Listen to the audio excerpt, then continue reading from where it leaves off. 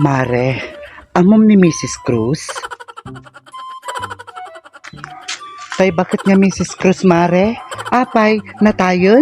Saan? Excited ka mo, Mare. Amom nila kay nangay, nagasawa ka no ti ubing. Talaga? Nagsinadagaro dun, Mare? Saan ka no, Mare? Ate pa ti chismis, Mare. Di asawa di lakay nga ubing.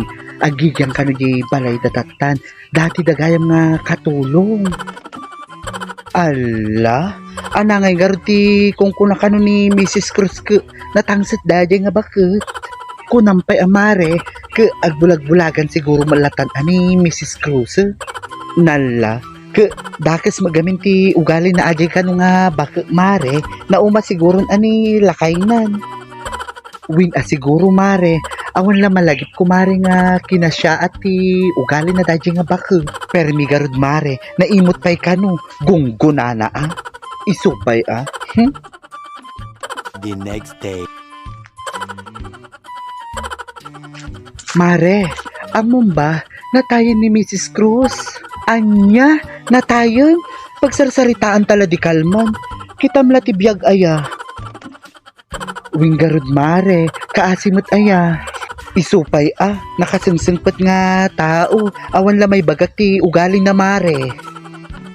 Isupay amare, nagsingpet garod. Ngam ana impatay na mare. Na high blood ka no mare.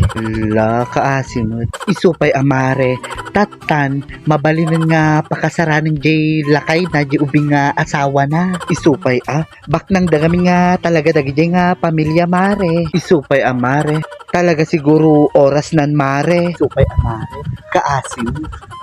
Haya po. Kitam la dagitoy duwang agkayom aya.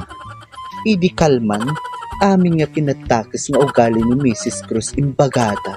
Tapos tata, naamuan dala nga natay, nakasingsingpet kunadamot dun. Kitam la aya ti tao mo, namatay ka ko, nakasingsingpet ti ibagbagada king kauri saan mo.